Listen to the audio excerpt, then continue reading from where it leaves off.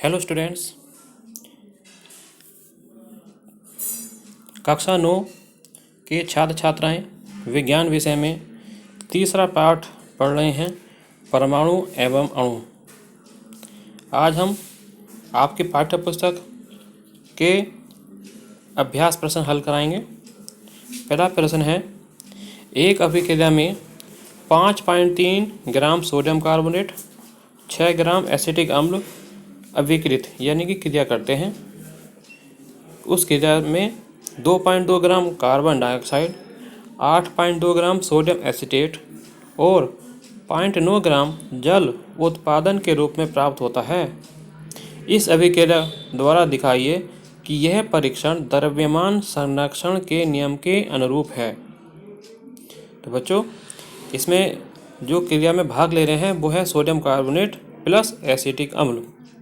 जो उत्पाद बनने हैं वे हैं सोडियम एसीटेट, कार्बन डाइऑक्साइड और जल। तो हम जो अभिक्रिया में भाग लें उन्हें जोड़ लेंगे। कौन कौन से पदार्थ हैं? सोडियम कार्बोनेट और एसिटिक अम्ल। सोडियम कार्बोनेट का जो द्रव्यमान है वो 5.3 है और एसिटिक अम्ल का द्रव्यमान 6 ग्राम है। प्लस और क्या आया? 11.3 ग्राम। इसे इक्वेशन नंबर 1 कह दिया। जो उत्पाद प्राप्त हुए उनका द्रव्यमान जोड़ लेते हैं। पहला है सोडियम एसिटिक अम्ल, ठीक है, इसका द्रव्यमान है 8.2 ग्राम। कार्बन डाइऑक्साइड यह है 2.2 ग्राम और जल 0.9 ग्राम। इन तीनों को जोड़ लिया, ये भी प्राप्त होता है 11.3 ग्राम। ठीक है, तो आप देखेंगे समीकरण 1 या समीकरण 2 यानी कि अभिकारकों का द्रव्यमान 11.3 ग्राम है, उत्पादकों का द्रव्यमान वो भी 11.3 ग्राम है। इससे स्पष्ट होता है कि अभिकारकों का द्रव्यमान उत्पादकों के द्रव्यमान के समान है। अतः यह परीक्षण द्रव्यमान संरक्षण के नियम के अनुरूप है। ठीक है, इस अभ्यास का दूसरा सवाल, हाइड्रोजन और ऑक्सीजन द्रव्यमान के अनुसार 1:8 के अनुपात में संयोग करके जल बनाते हैं। 3 ग्राम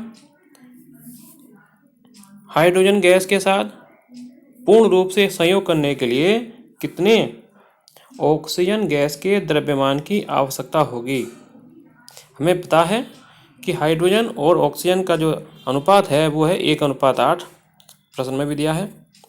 चूँकि 1 ग्राम हाइड्रोजन 8 ग्राम ऑक्सीजन संयोग करती है, 1 ग्राम जो हाइड्रोजन है वो 8 ग्राम ऑक्सीजन से संयोग करती है, तो बताइए 3 ग्राम कितने से करेगी? हाइड्रोजन कितने गुना होगी? 3 गुना हो गई। कितने गुना? 3 गुना। 1 ग्राम है, 1 ग्राम करती है 8 ग्राम ऑक्सीजन संयोग, तो 3 ग्राम कितने से करेगी? 8 या 24। ठीक है, हाइड्रोजन भी 3 गुना हो गई तो ऑक्सीजन का द्रव्यमान भी हम 3 गुना कर देंगे यानी कि 24 ग्राम ऑक्सीजन संयोग करेगी। दूसरी तरीके से हम ऐसा भी कर सकते हैं, H और O लिया 1:8, H है 3 गुना कर दिया तो 8 कितने गुना करेंगे? ठीक है, 1x बराबर 8 गुणा 3 या 8 या 24, इस प्रकार से कर लेंगे। आज का तीसरा सवाल हम कराएंगे, डाल्टन के परमाणु सिद्धांत का कौन सा अभिगृहित द्रव्यमान के संरक्षण के नियम का परिणाम है? बच्चों, इसका उत्तर है डाल्टन के सिद्धांत का दूसरा अभिगृहित द्रव्यमान के संरक्षण पर का परिणाम है, जो इस प्रकार है कि परमाणु अविभाज्य सूक्ष्मतम कण है जो रासायनिक अभिक्रिया में न तो सर्जित होता है और न ही उसका विनाश होता है। ये डाल्टन का सिद्धांत है।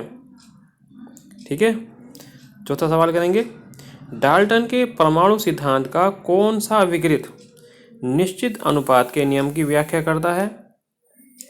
बच्चों, डाल्टन के परमाणु सिद्धांत का अभिगृहित 6 निश्चित अनुपात के नियम की व्याख्या करता है, जो इस प्रकार है, किसी भी यौगिक में परमाणुओं की संख्या एवं प्रकार निश्चित होते हैं। ठीक बच्चों, आज का काम है पर ही हम समाप्त करते हैं। आज शनिवार है, कल सैटरडे और संडे रहेगा, आपका अवकाश रहेगा और आपका जो भी कार्य है अपूर्ण अगर रह गया है वो पूरा कर लें। ठीक है, मंडे में इसी पाठ परमाणु एवं अणुओं के अन्य अभ्यास प्रश्न हल कराएंगे। ठीक।